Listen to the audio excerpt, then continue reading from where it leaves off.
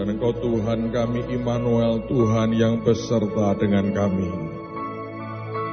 Tidak ada yang seperti Engkau ya Tuhan,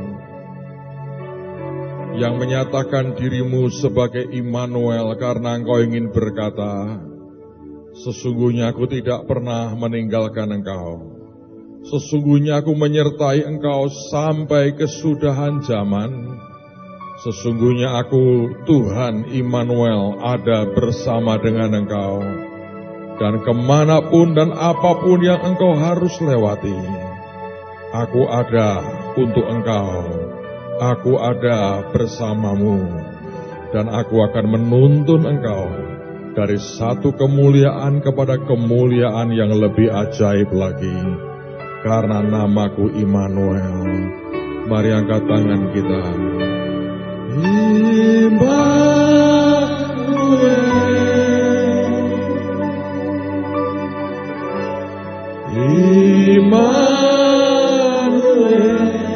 namanya disebut Immanuel, namanya disebut Immanuel.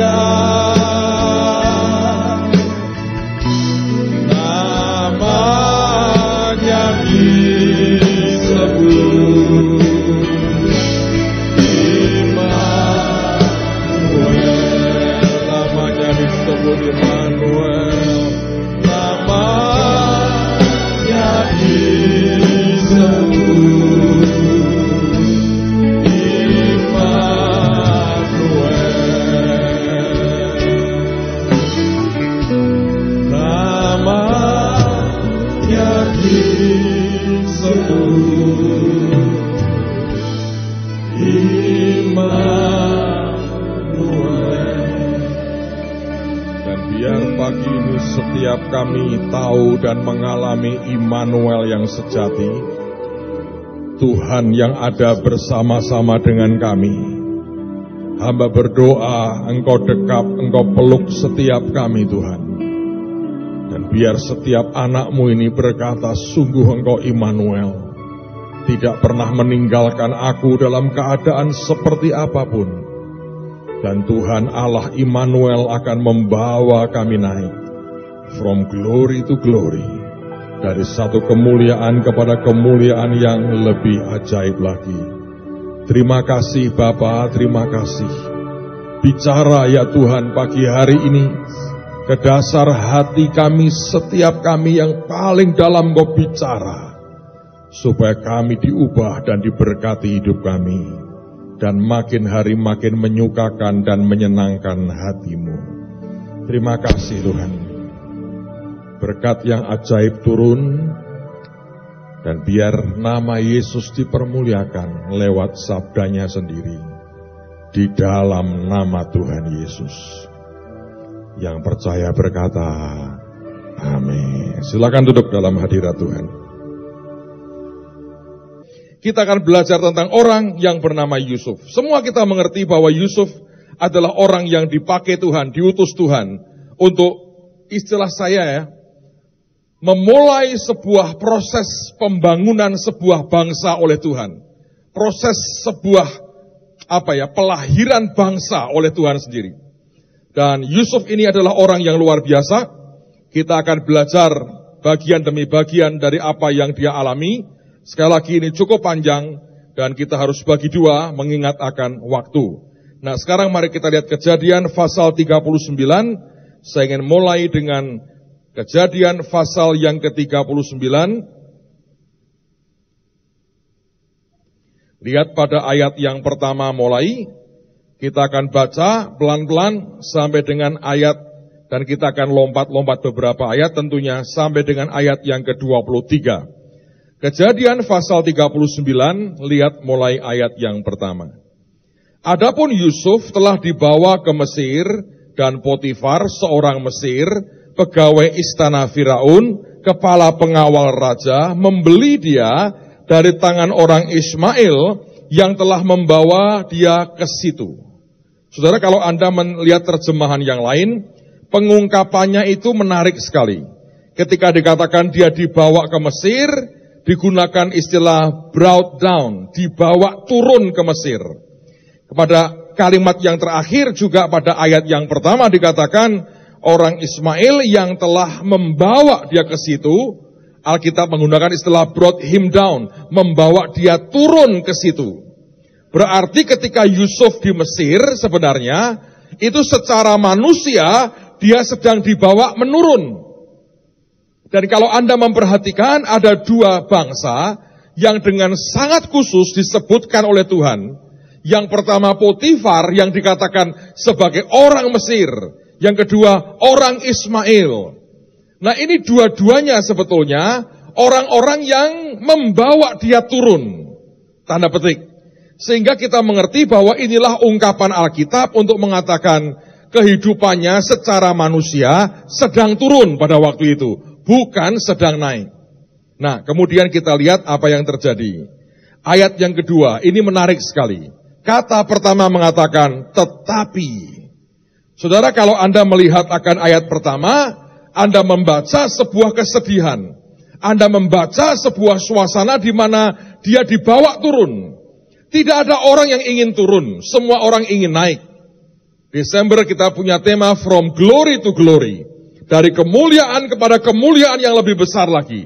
Tuhan mengatakan kamu akan naik dan tidak turun. Tapi di ayat yang pertama dikatakan bahwa Yusuf ini dibawa turun. Oke? Tetapi, ayat 2, kata tetapi itu sebetulnya seperti menetralisir semua kepedihan, semua keadaan di ayat yang pertama. Karena Alkitab mengatakan tetapi Tuhan menyertai Yusuf. Luar biasa. Dan dikatakan begini, sehingga ia menjadi seorang yang selalu berhasil dalam pekerjaannya. Maka tinggallah ia di rumah tuannya, orang Mesir itu. Kalau ada ungkapan ia tinggal di rumah tuannya, berarti sebelumnya dia tidak tinggal di rumah tuannya. Saudara, proses dia belajar di rumah Potifar ini tidak satu tahapan. Pertama dia tinggal di luar. Oke? Dia hidup sebagai seorang budak biasa, tidak beda dengan yang lain. Dia tinggal di luar. Tidak diizinkan masuk dalam rumah tuannya. Apa yang terjadi? Kalau Anda cek dalam Amplified Bible, dikatakan menarik sekali. Ayat yang kedua, and he, dan dia, though a slave, walaupun dia seorang budak, he was a successful and prosperous man. Dia orang yang berhasil dan orang yang berkelimpahan. Walaupun dia budak. Penyertaan Tuhan sebetulnya itu cukup buat kita. Penyertaannya itu ajaib. Kalau dia berkata, namaku adalah Immanuel, artinya Tuhan yang beserta dengan engkau. Sebenarnya itu sebuah jaminan yang luar biasa. Karena Alkitab mengatakan Yusuf ini dikatakan walaupun dia adalah budak, dia adalah orang yang berhasil dan orang yang berkelimpahan. Di mana rahasianya? Tuhan menyertai hidupnya. Begitu dilihat Tuhan menyertai, dia berhasil dan dia berkelimpahan. Tentu limpahnya budak adalah kelimpahan budak, bukan kelimpahan seorang majikan. Tapi di level manapun, dia tetap mengalami yang namanya kelimpahan dan keberhasilan dari Tuhan. Lalu oleh tuannya dia diangkat, dimasukkan dalam rumahnya. Artinya kepercayaan yang dia terima mulai naik. Teruskan lagi pada ayat berikutnya. Setelah dilihat oleh tuannya bahwa Yusuf disertai Tuhan dan bahwa Tuhan membuat berhasil segala yang dikerjakannya.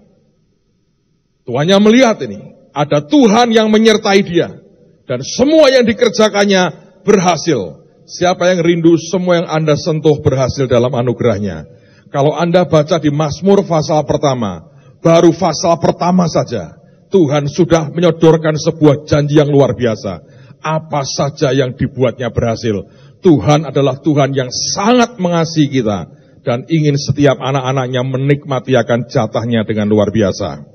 Ayat yang keempat, dikatakan, maka Yusuf mendapat kasih tuannya, dan sekarang naik lagi. Tadinya dia boleh tinggal di rumah tuannya. Yang kedua, dan ia boleh melayani dia. Menjadi pelayan pribadi daripada tuannya. Ini naik lagi. Dari tinggal di luar, akhirnya boleh masuk ke dalam, akhirnya jadi pelayan pribadi tuannya. Nanti saya akan tunjukkan kepada saudara, Pak, kenapa ini begitu penting? Saya berkata sangat penting. Karena ini luar biasa. Teruskan lagi. Alkitab mengatakan, kepada Yusuf diberikannya kuasa atas rumahnya dan segala miliknya diserahkannya pada kekuasaan Yusuf. Saudara, hari-hari ini Tuhan cari orang seperti ini. Orang dipasrai pekerjaan, tidak usah dikendalikan, dikontrol gak perlu, dicek gak perlu, dia kerja begitu bagus. Tapi hari ini ada banyak orang diberikan tanggung jawab, kalau nggak ditanya, kalau nggak dikontrol, nggak kerja. Saudara belum pernah akan bisa jadi Yusuf akhir zaman, kalau kualitas kita seperti itu. Ada orang yang harus terus dikendalikan, harus terus diawasi, untuk dia kerja dengan baik. Kalau tuannya tidur, dia ikut tidur, katanya sehati. Kalau tuannya liburan, dia liburan, katanya sederap, seirama. Kalau tuannya lagi ogah-ogahan, dia juga ogah-ogahan. Katanya unit itu the top. Nah itu cuma alasan menurut saya. Pemalas itu. Ngerti saudara?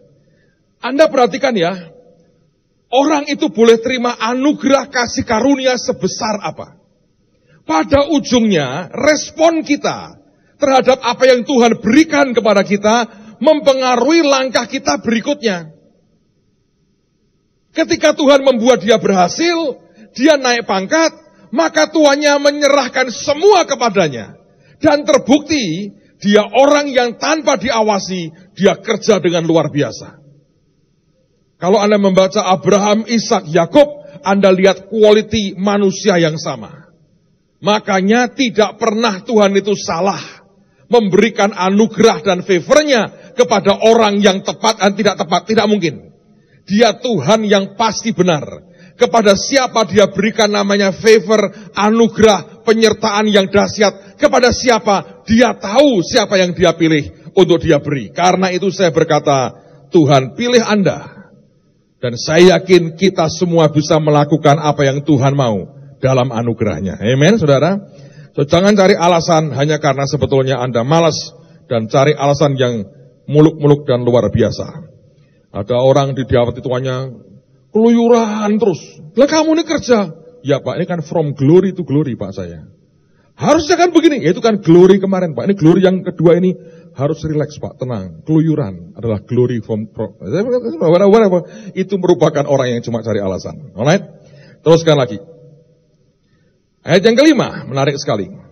Sejak ia memberikan kuasa dalam rumahnya dan atas segala miliknya kepada Yusuf, Tuhan memberkati rumah orang Mesir itu karena Yusuf. Sehingga berkat Tuhan ada atas segala miliknya, baik yang di rumah maupun yang di ladangnya. Saudara, berbahagialah Anda kalau semua kita seperti Yusuf. Kemanapun kita ada, membawa berkat. Tapi menangislah orang yang kalau ketemu orang kemanapun kita pergi, selalu sial. Pas kita masuk restoran, pas sepi. Pas kita keluar, rame. Ada orang lain lagi, masuk restoran sepi, dia makan rame. Dia gak pernah datang, sepi. Orang mesti ngerti, ini kemana ini, berkatnya ngalir kemana ini. Dalam kehidupan kita saya sering kali melihat begitu. Ada orang yang, saya rasa bukan panggilan lah. Itu masalah dalam hidupnya, kemanapun pergi tidak pernah beres yang terjadi. So saya berdoa, mari jadi umat yang menuntaskan apa yang Tuhan suka.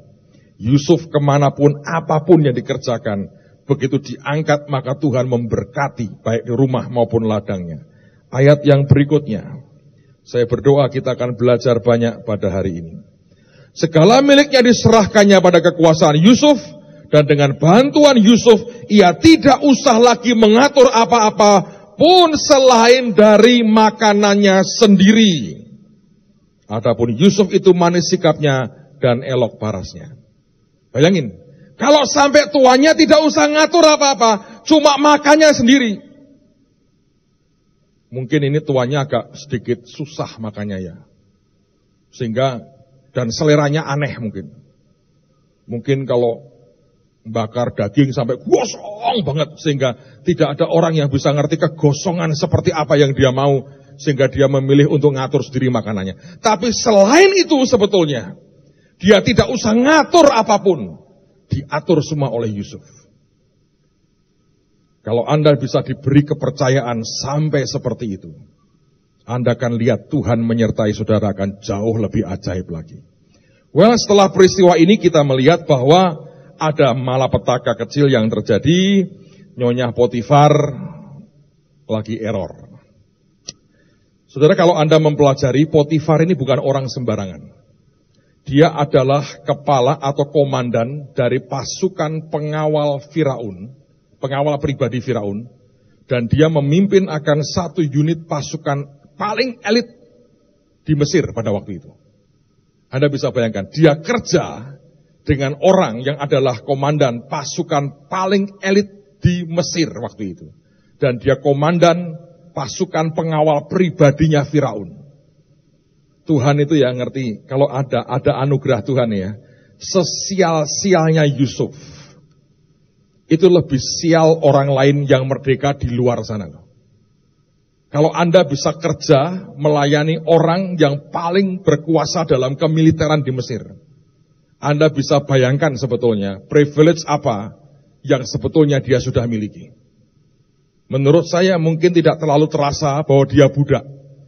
Dia mengabdi kepada orang yang luar biasa. Sepanjang hidupnya, ini orang belajar dan diajari Tuhan sangat banyak.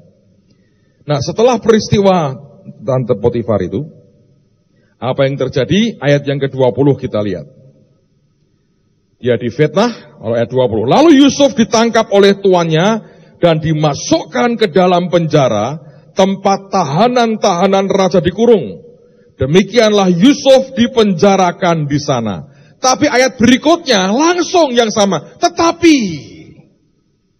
Tuhan itu tidak pernah sengaja menunda supaya penderitaanmu jadi seperti sinetron, itu menguras air mata. Baru kemudian Tuhan terjaga dari tidurnya, terus ingat berkata gini, si Tony itu gimana nasibnya kemarin ya? Tuhan digebuki orang, aduh aku tiduran nih. Masih hidup, masih kok belum panggil, belum kau potong itu, masih hidup masih. Terus gimana? Geletak tuh Tuhan, cuma kedip-kedip kok. Gagar otak berat, terus patah semua tulangnya, terus wah sudah karu-karuan. Mata dicungkil orang, hidungnya hilang ambles. Wah iya ketiduran aku. Coba-coba aku lihat, wah parah ya. Enggak ada. Di ayat yang ke-20 dikatakan Yusuf ditahan, ayat 21. Tidak nunggu 22 atau 23. Alkitab berkata tetapinya bagus saudara. Alkitab mengatakan Tuhan menyertai Yusuf. Immanuel itu luar biasa. Bertindak sangat cepat. Dia tidak akan menunda terlalu lama. Alkitab mengatakan tetapi Tuhan menyertai Yusuf dan melimpahkan kasih setianya kepadanya dan membuat Yusuf kesayangan bagi kepala penjara itu. Teruskan. Sebab itu kepala penjara mempercayakan semua tahanan dalam penjara itu kepada Yusuf dan segala pekerjaan yang harus dilakukan di situ dialah yang mengurusnya. 23. Dan kepala penjara tidak mencampuri segala yang dipercayakannya kepada Yusuf karena Tuhan menyertai dia dan apa yang dikerjakannya dibuat Tuhan apa? Berhasil. Alkitab mengatakan for the Lord was with him karena Tuhan ada bersama dengan dia and made whatever he did to prosper dan membuat apapun yang dia kerjakan jadi berkelimpahan dan berhasil. Saudara sekalian, ini yang saya pahami. Yusuf dari sejak kecil dia terima anugerah. Alkitab menggunakan istilah di perjanjian baru, favor of God and man. Kemurahan dari Tuhan dan manusia. Kemurahan yang dia terima adalah dalam bentuk dicintai oleh bapaknya lebih daripada yang lain. Diberi pakaian yang serba indah lebih daripada yang lain. Tetapi dia membalas, lebih tepat, dia membalas kemurahan Tuhan itu menjadi orang yang bisa dipercayai oleh bapaknya.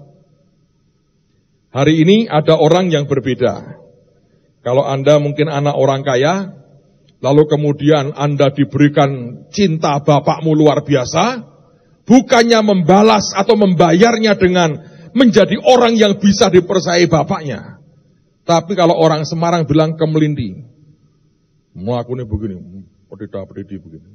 Oh aku ini dicintai bapakku, sopo wani mbak aku, banyak berani sama saudara. Tapi dia merasa paling hebat. Nah itu membuat sebetulnya engkau akan kehilangan semuanya. Karena Tuhan mau berkata begini, Yusuf, aku merencanakan untuk memberikan kepercayaan yang paling hebat kepadamu.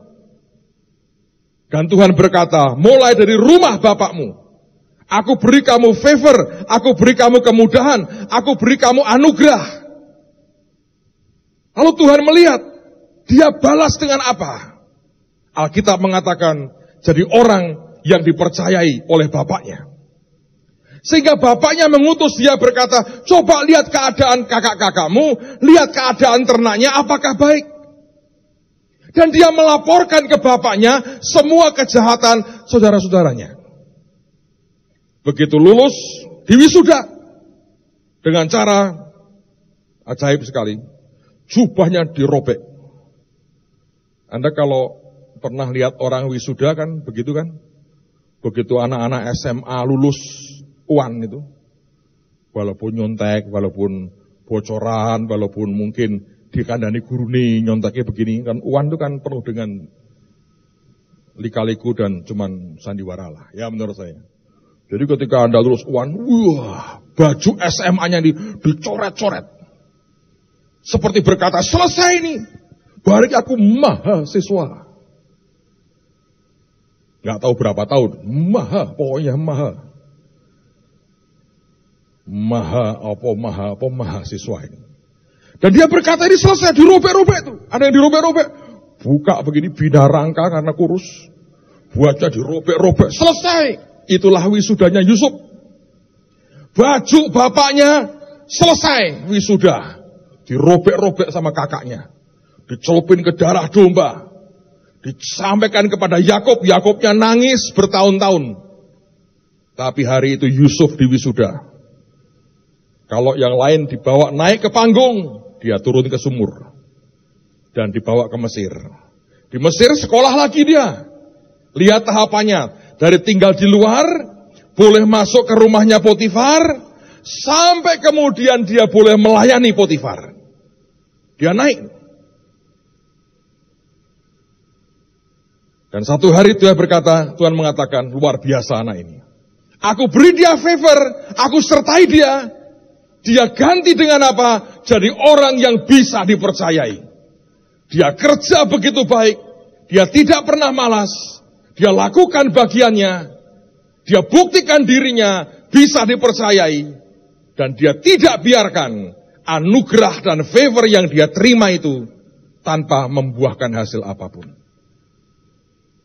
Kemurahan dan kemudahan Tuhan adalah sebuah modal ajaib. Dan hari ini dia berkata, namaku Immanuel, Tuhan beserta dengan kalian semua. Saudara, apa yang terjadi? Dia makin dapat dipercayai. Tuhan berkata, lulus.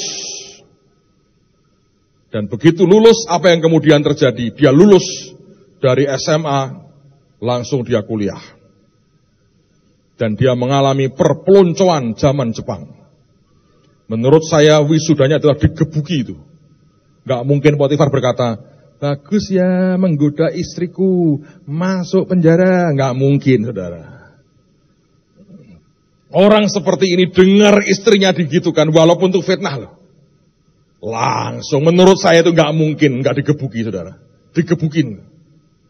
Kenapa kok gitu, Pak? Wisuda. Masuk perguruan tinggi. Saya masih menangi itu zaman dipeloncoin. Gundul kepalanya. Sungguh tak manusiawi. Tapi ya begitu. Gundul kepala saya, gundul. Suruh nyanyi, menari, di jalan pakai tulisan begini. Suruh pakai caping. Apa kaitan dengan sebuah intelektualitas? Kepala saya digunduli. Tapi itulah Indonesia. Lihatlah beberapa contoh itu. Anak-anak yang kuliah di mana kuliah, malah mati itu, saudara. Digebukin. Bersyukurlah Anda lulus sarjana masih hidup. Tidak mati terkapar. Saya pernah punya teman sekolah di mana ya, pelayaran atau apa. Baru masuk 2 hari pingsan langsung. Bengkak semua badannya. Ngapain digebuki? Itu tanda lulus dengan baik, masuk perguruan tinggi, saudara. Sekarang Indonesia sudah melarang. Tapi di mana-mana rupanya roh semangat zaman Jepang masih berlaku. Kalau lihat orang yang di bawahnya itu kecenderungan gampar gebuki masih kuat. Yusuf menurut saya nggak mungkin dibiarkan. Dia ngalami begitu, masukkan penjara. Nah, di penjara itulah pendidikannya dari S1, S2, S3, saudara. Sampai doktoral itu di penjara. Kenapa? Dengarnya. Dia ketika di rumah bapaknya, dia termasuk anak kecil yang harus urusan dengan semua kakak-kakaknya yang gede-gede. Dan dia membuktikan cara mikirnya, tanggung jawabnya di atas mereka. Dia masuk ke rumah Potifar, komandan pasukan paling elit di seluruh Mesir, komandan pasukan pengawal pribadinya Firaun. Dia naik jenjang dari awal terus naik. Sampai dia tahu bagaimana cara ngeladeni orang paling berpengaruh secara militer. Dan dia membuktikan yang Tuhan berikan itu naik. Begitu dia masuk kemudian ke penjara. Saudara tahu ide penjara gak sih? Penjara itu gini, oh orang jahat di penjara. Ya, kenapa di penjara? Penjara itu idenya awal begini. Kalau ada orang-orang yang dianggap tidak layak berhubungan dengan orang banyak. Oleh karena dia adalah orang yang akan merugikan, melukai, menghancurkan, membawa masalah kepada kehidupan orang banyak. Maka orang itulah dipilih khusus oleh pengadilan. Ditaruh di tempat khusus, kumpul sama orang-orang khusus. Itulah namanya penjara. Tidak boleh bergaul sama orang di luar. Karena kalau kamu bergaul, Yang bunuh akan bunuh orang lagi. Yang ngerampok akan ngerampok lagi. Yang pernah berbuat jahat akan berbuat jahat lagi. Yang berontak ke Firaun akan berontak lagi. Maka semua orang liar yang tidak mengikuti aturan, tidak mengikuti undang-undang, nggak bisa diatur, tidak bisa hidup dengan masyarakat biasa, itulah orang yang dimasukkan ke penjara. Kalau sekarang gampangnya, ya orang yang divonis bersalah. Nah bayangkan, Yusuf begitu masuk, ketemu orang-orang liar, orang-orang ganas, orang-orang yang mungkin tidak pernah berharap akan keluar lagi dari penjara bawah tanah seumur hidupnya, disitulah dimasukkan.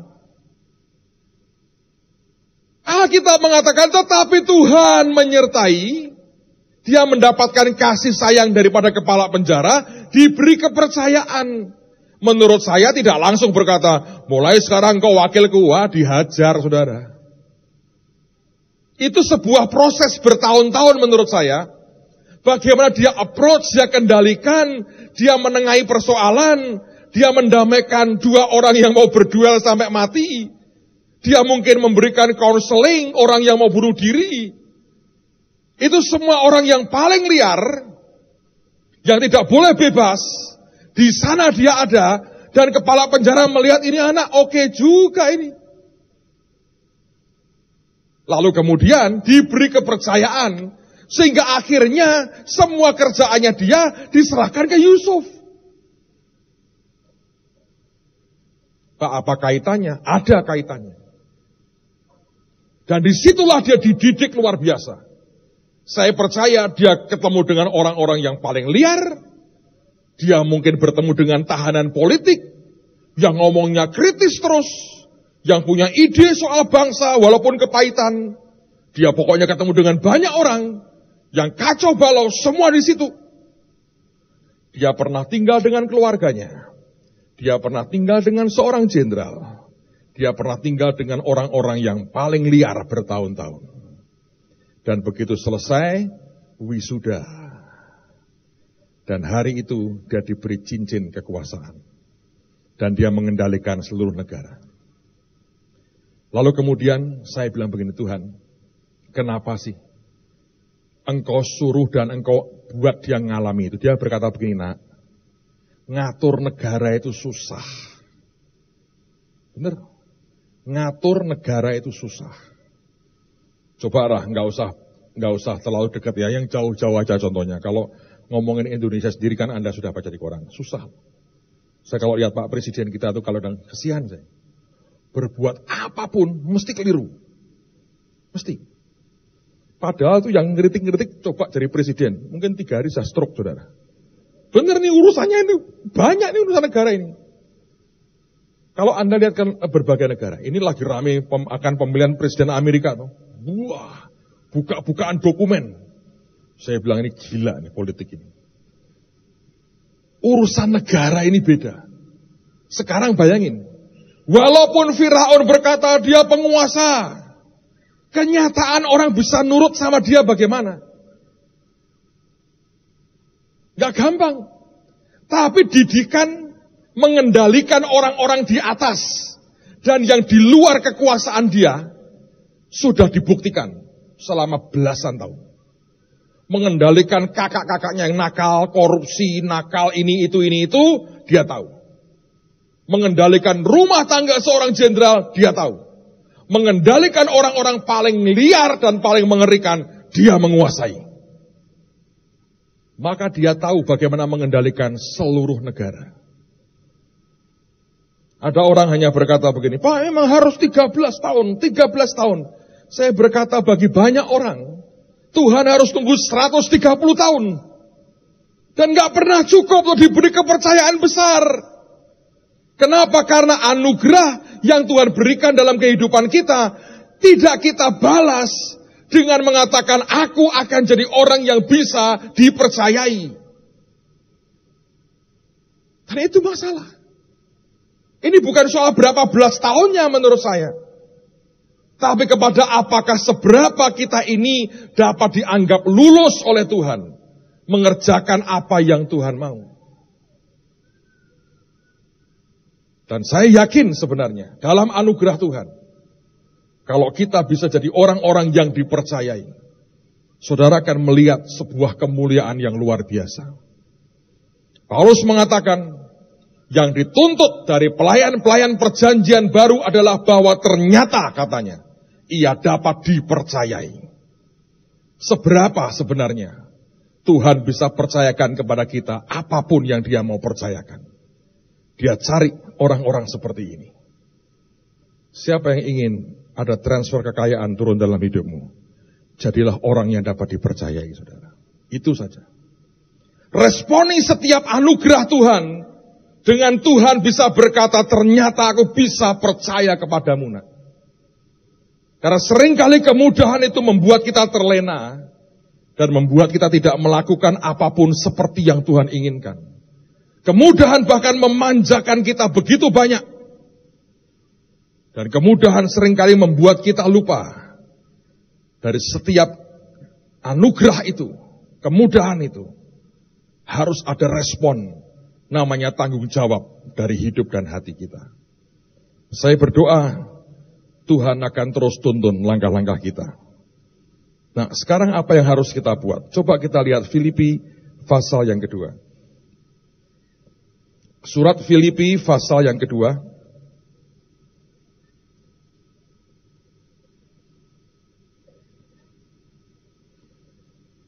Filipi 2 ayat 12 dan 13.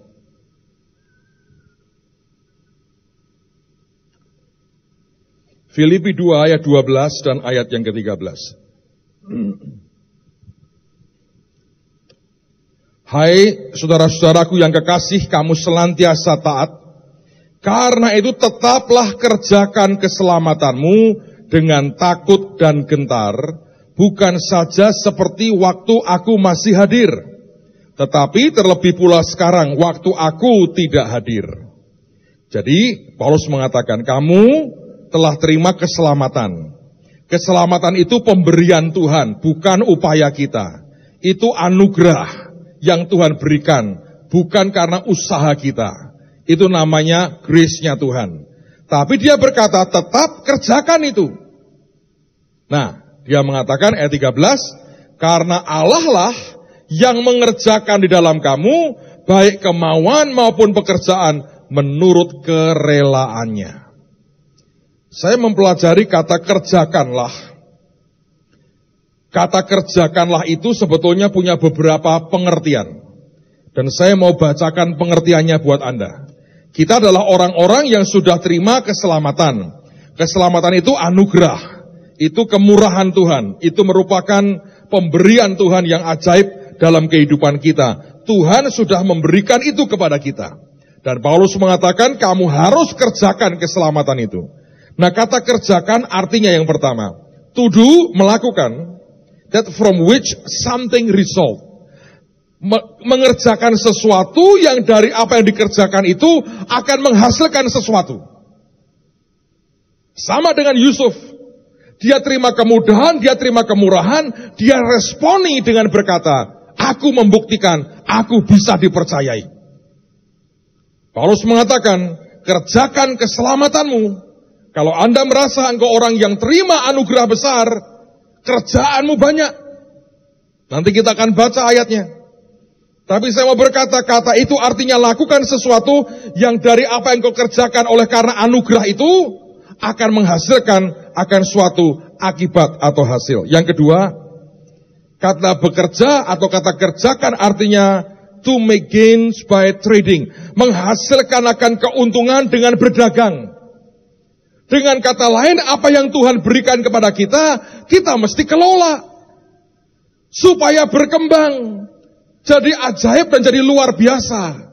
Itu yang Tuhan mau. Harus dikembangkan sehingga kita mendapatkan keuntungan. Ada gainnya, ada benefitnya yang kita peroleh.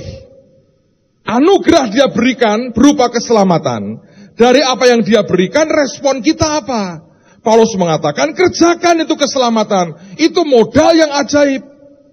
Kalau engkau garap dengan baik, anugerah Tuhan yang kau terima dari Tuhan akan luar biasa. Nah, banyak orang berkata begini, Pak, saya nggak merasa punya anugerah besar.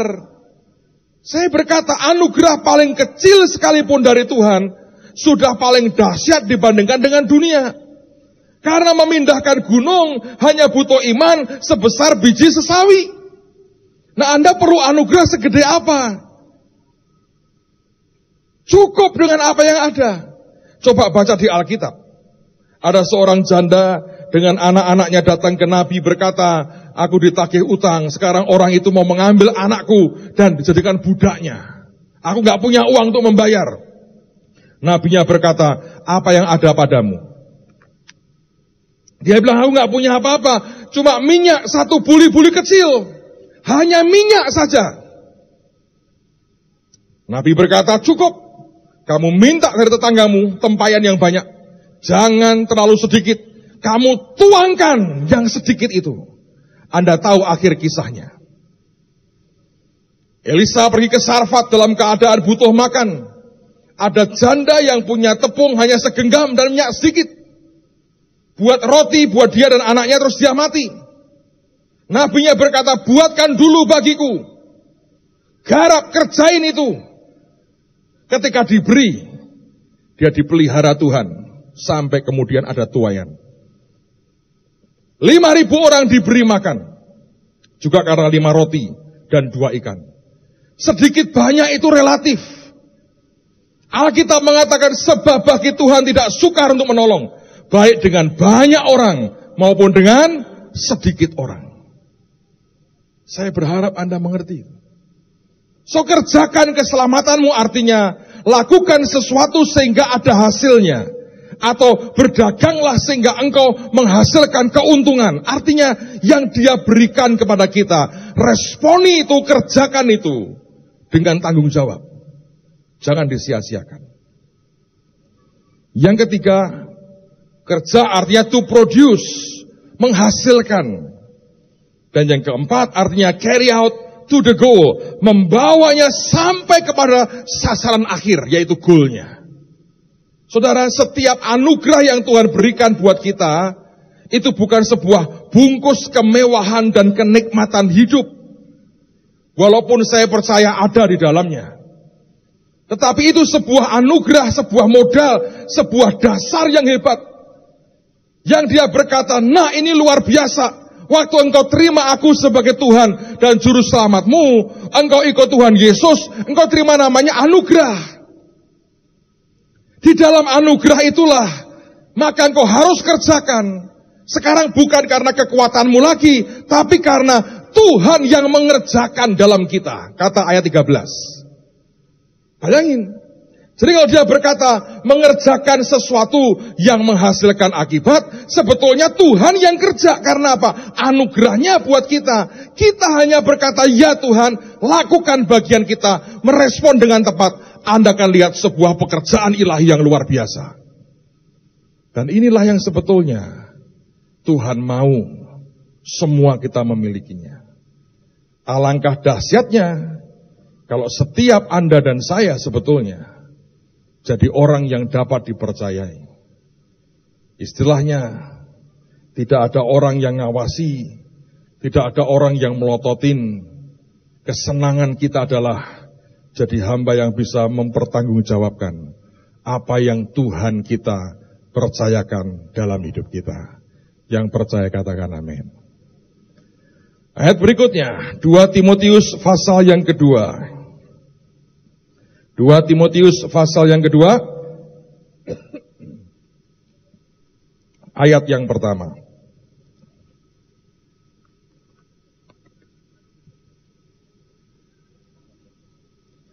Dua Timotius pasal 2 ayat pertama. Sebab itu hai anakku, jadilah kuat oleh kasih karunia dalam Kristus Yesus. Be strong in the grace.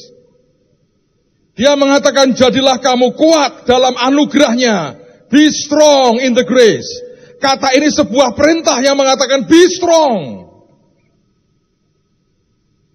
Dan kata strong di sini aneh, dari kata Yunani dunamos, dynamic, dinamo, miraculous power, Kuasa ledakan yang dahsyat sekali. Dan Tuhan berkata, in the grace, dalam anugerah. Saudara, anugerah itu bahkan memberikan sebuah potensi namanya dunamos dalam kehidupan kita.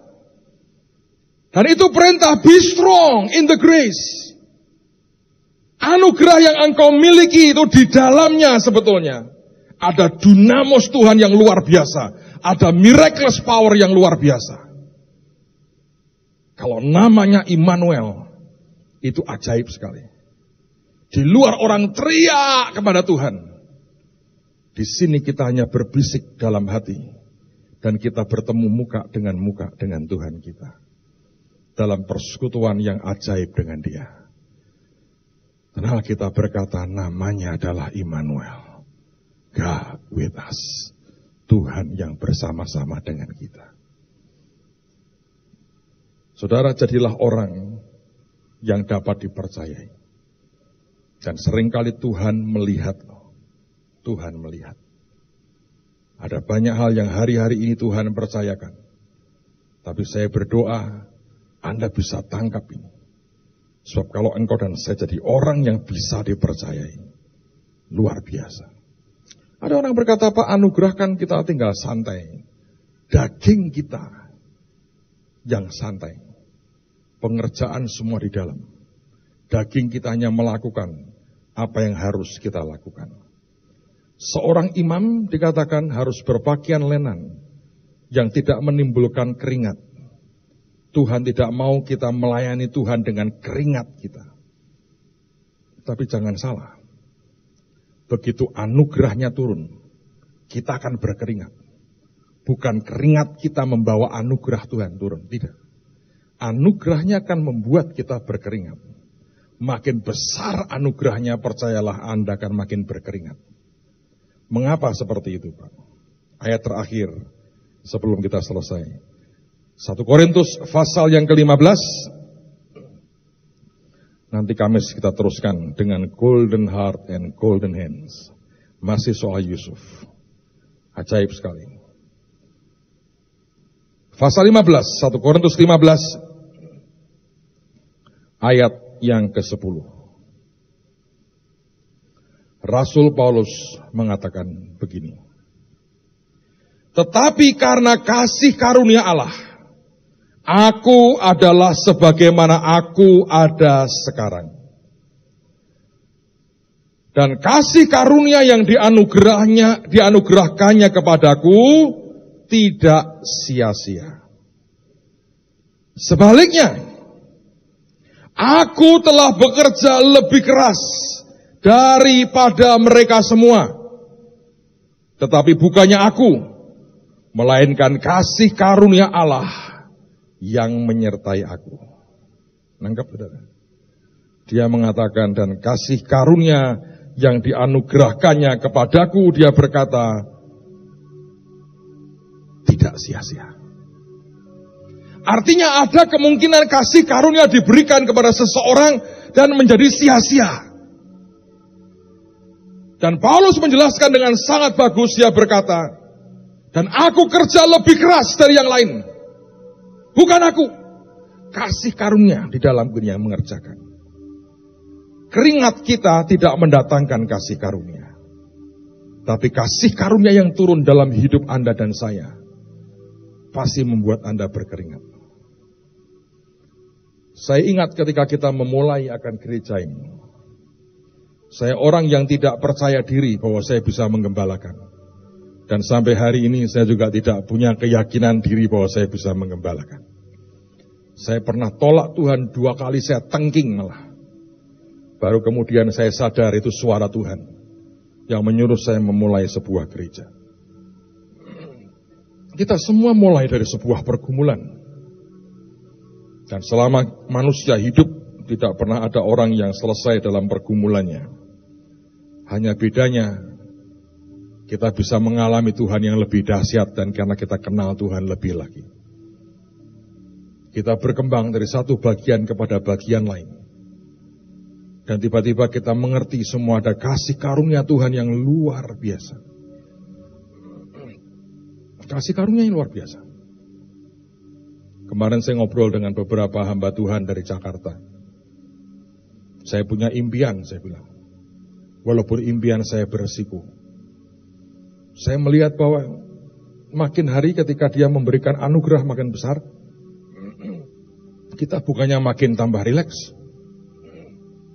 Waktu kita makin tambah kurang, karena nggak nambah cuma 24 jam.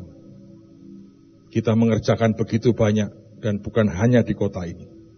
Sebagian teman-teman kita sudah berangkat ke berbagai tempat di seluruh Indonesia. Sebagian dalam minggu ini akan ikut berangkat support, kita memberkati begitu banyak tempat yang miskin. Kita berkati bangsa ini. Tiba-tiba Tuhan suruh kita buat sekolah. Bukan hal yang mudah, percayalah saudara. Tapi anugerahnya memampukan. Apakah dengan sekolah membuat kita lebih tenang? Sama sekali tidak. Anugerah yang itu membuat kita makin berkeringat. Karena urusan itu begitu banyak. Lebih mudah saya tutup mata dan tutup telinga dan tidak peduli jeritan orang. Saya ajak Anda kebaktian. Tapi saya mengerti ada yang kerja di dalam ini. Yang tidak bisa saya hentikan. Dan saya tidak bisa tutup mata pura-pura tidak melihat atau pura-pura tidak mendengar. Jeritan itu ada. Dan kita melihatnya. Kita mengerjakan begitu banyak hal dalam beberapa tahun terakhir ini. Ada proyek rumah Shalom yang sudah mulai kelihatan. Ada rumah sakit yang tiang pancangnya kita masih terus kerjakan fondasinya dan sebagainya. Ada agro yang sedang digarap dan mulai berkembang yang akan menghabiskan kira-kira dana ratusan miliar. Dan Tuhan sediakan dengan cara yang ajaib. Bukan duit gereja.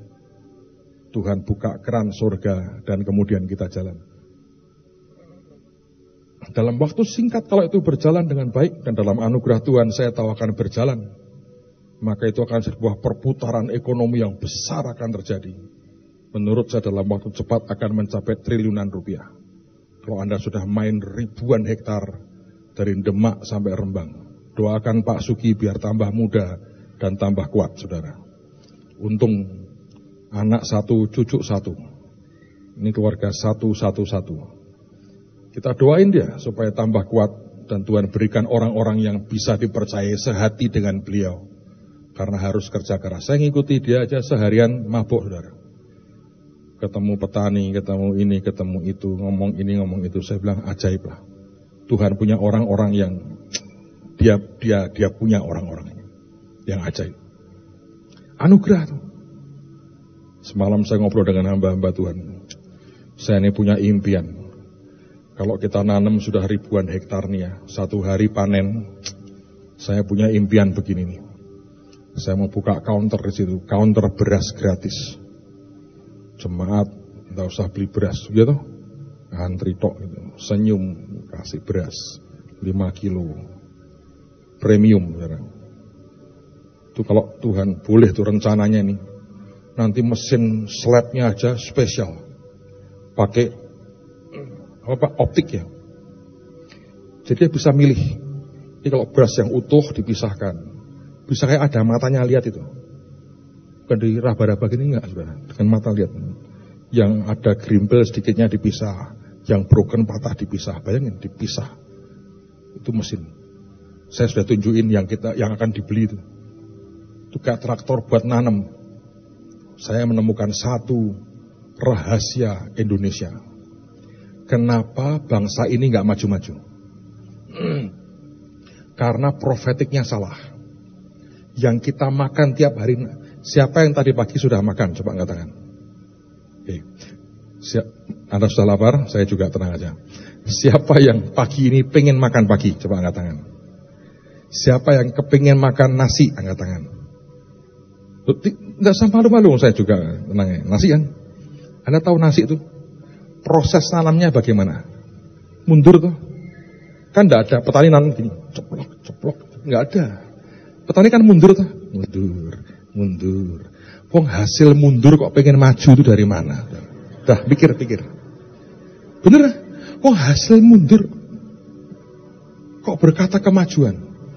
Saya lihat mesin ini, nanti bakalnya Anda makan kemajuan terjadi. Karena ini jalan ini. Nah itu baru kita rodok ganteng Pak Sugi, naik gratis jemaat ini. Datang ke sana gratis. Loh, Anda tepuk tangan toh? Saya dipisoi gereja lain. Jelek jemaat emangnya. Susah tuh. Susah kan? Loh, niat saya ini dosa apa enggak saya? Tapi masalah, mau berbuat baik aja susah. Nggak ada niat loh. Tapi kalau kita punya ribuan hektar, ya untuk ngasih makan segini ya, sambil terbahak-bahak tuh ya. Dan kita juga enggak terlalu banyak makan juga nih. Apa yang salah? Bayangin, ribuan. Ini Demplot kira-kira 200 hektar Pak ya, betul ya? Demplotnya 200 hektar. Ngasih makan Anda ini hanya butuh berapa hektar? Tak tempel ke sidik Pak Sugi Pak. Sing sak ngene iki nggo jemaat pokoknya ya. Anti tikus, anti wereng, anti segala macam, sehat. Jadi bayangin, wah menurut saya dahsyat. Boleh nggak sih? Loh, Tuhan Yesus kasih makan 5 roti 2 ikan. Oh kita kok nggak boleh itu gimana? Anak roti ya, Anda juga senggawe ini kangelan lah. Ini mujizat paling gampang, mujizat kontekstual Indonesia. Beras terus pokoknya. Anda bisa ngeliwet itu, sudah enak. Sambil nyanyi lagu iso ngeliwet itu, sudah makan saudara. Saya mah hanya membayang, cuma saya mengerti. Nah, lo dipisoi wong lagi aku. Anugerah itu nggak bisa berhenti, nggak bisa. Iya toh, kita akan memberkati banyak orang. Anda sudah nabur toh pasar rakyat di mana-mana toh. Bagaimana kalau pasar rakyat tiap hari dalam hidupmu sendiri? Dalam kemurahan Tuhan, bisa nggak? Bisa lah. Anugerah yang Dia berikan buat kita, responi dengan kerja lebih baik, kerja lebih kuat. Doain besok kita ada meeting di Jakarta ini soal agro supaya jadi besar dan luar biasa.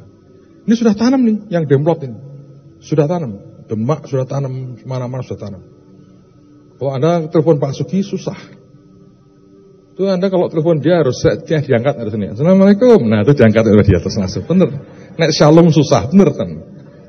Setelah lain dia nggak mood. Nah, ini wong Kristen ini. Karena urusannya bukan dengan yang shalom, saudara. Dengan yang lain. Tapi saya berkata itu anugerah Tuhan. Anugerah, kemurahan Dia beri. Respon kita harus bagus. Paulus mengatakan, aku tidak akan membiarkan anugerah yang aku terima jadi sia-sia, tidak berbuah, dan tidak ada hasilnya. Siapa yang bersyukur punya Tuhan Immanuel dalam hidup kita? Mari kita berdiri bersama-sama.